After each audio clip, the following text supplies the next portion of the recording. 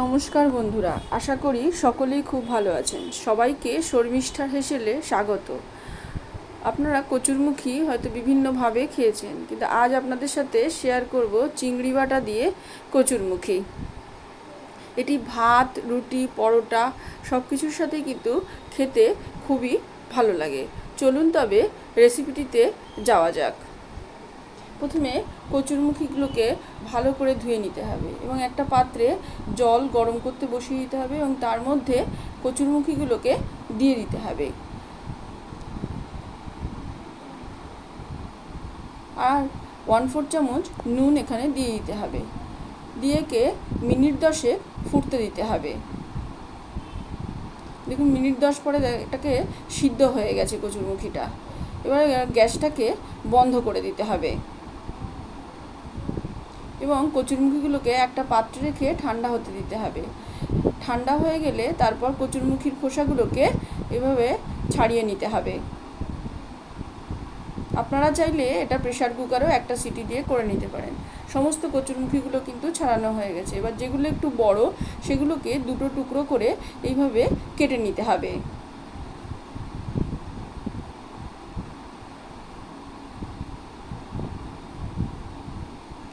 কচুরমুখীর গায়ে একটি আঠালো আঠালো ভাব থাকে, সেইটা চলে যাবে যদি এর সাথে একটু ময়দা,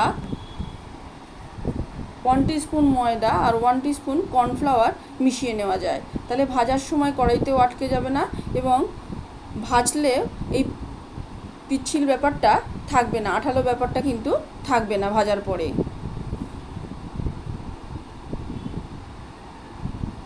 এবং মাখিয়ে মিনিট 5-7 একে রেখে দিতে হবে। চিংড়ি মাছ নিয়ে নিতে হবে, তাকে ছাড়িয়ে নিয়ে ভালো করে ধুয়ে নিতে হবে। তারপর মিক্সিতে 1 টিস্পুন জিরের গুঁড়ো, 1/2 টিস্পুন ধনের গুঁড়ো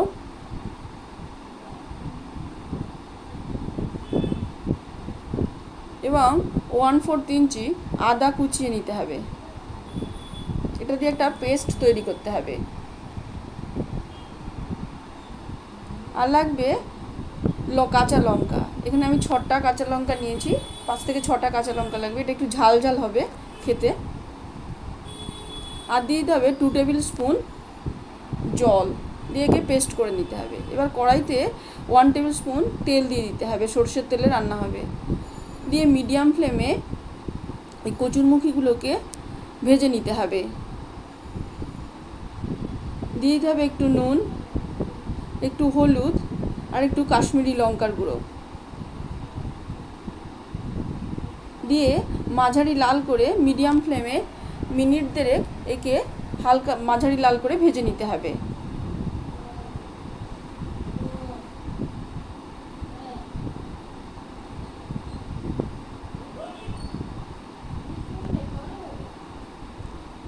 এবার একটা আলাদা পাত্রে একে তুলে নিতে হবে ভাজা হয়ে যাওয়ার পরে।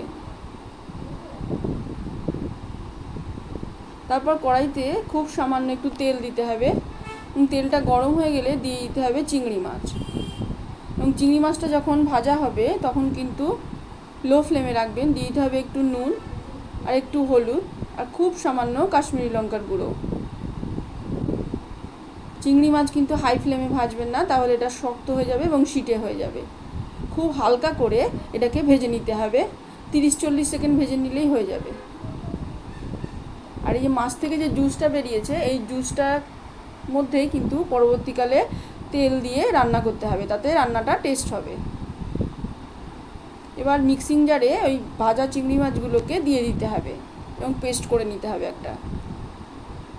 এবার কড়াইতে 2 টেবিল স্পুন এবং একটু বেশি তেল দিয়ে দিয়েছি।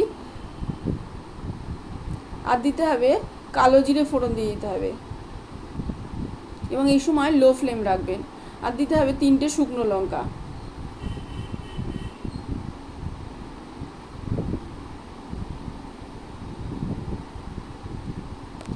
এই ফোড়ন থেকে যখন সুন্দর গন্ধ বেরোবে তখন পেস্টটা দিয়ে দিতে হবে। আর হলুদটা তেলের মধ্যে দিয়ে দেবেন, তাহলে কালারটা খুব সুন্দর হবে। হলুদ দিয়ে কিন্তু ভাজবেন না। এবার দিতে হবে একটু নুন, এখানে 1/2 চামচ মতো নুন দিয়েছি। আর দিতে হবে চিনি, এখানে 1 টিস্পুন চিনি দিয়েছি, দিয়ে মিনিট খানেক মশলাটাকে লো মিডিয়াম ফ্লেমে কষাতে হবে। দেখুন 1 মিনিট হয়ে গেছে কষানো। এবার একটু জল দিয়ে দিতে হবে আর চিংড়ি পেস্টটাকে দিয়ে দিতে হবে। চিংড়ি পেস্টটা দিয়ে 10 থেকে 15 সেকেন্ড একে কষিয়ে নিতে হবে, কারণ চিংড়ি মাছ কিন্তু আগেই ভাজা ছিল।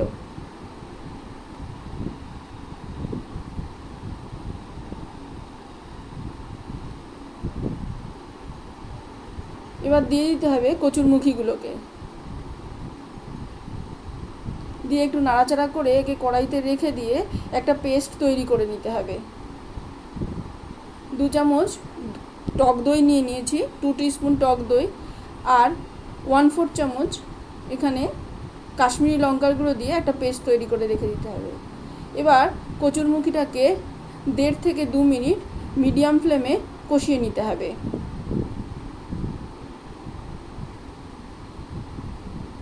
2 মিনিট কষানো হয়ে গেছে। এবার দইয়ের পেস্টটাকে দিয়ে খুব অল্প সময় একে লো ফ্লেমে রেখে কষাতে হবে।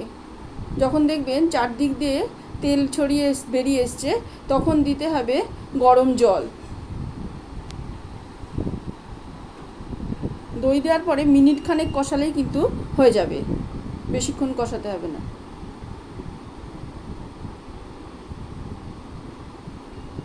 এবার দিয়ে দিতে হবে বড় বাটির 1 বাটি জল, এবং দিয়ে প্রথমে হাই ফ্লেমে মিনিট খানেক ফুটতে দিতে হবে। তারপর লো মিডিয়াম ফ্লেমে একে মিনিট 2-3 ফুটতে দিতে হবে।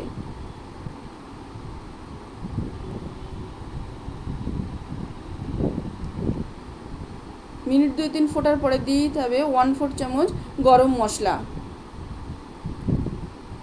এবং দিয়ে একটু নেড়ে তাকে ঢাকা দিয়ে রেখে দিতে হবে মিনিট 2, একদম লো ফ্লেমে।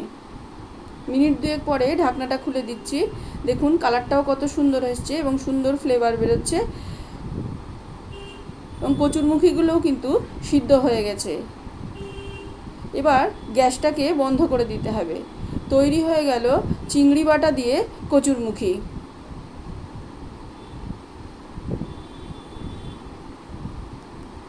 আপনাদের যদি এরকম চিরাচরিত রান্নাগুলো একটু নতুনভাবে পেতে ইচ্ছে হয়, তাহলে আমার চ্যানেলটি সাবস্ক্রাইব করবার অনুরোধ রইল, এবং পাশে থাকা বেল আইকনটি প্রেস করে দেবেন। তাতে নোটিফিকেশানগুলো খুব সহজেই আপনাদের কাছে পৌঁছে যাবে। এবং রান্নাটি ভালো লাগলে একটি লাইক করবেন, কমেন্ট করবেন এবং শেয়ার করবেন। আজ এ পর্যন্তই। সবাই ভালো থাকবেন। পুরো ভিডিওটি দেখবার জন্য সবাইকে ধন্যবাদ।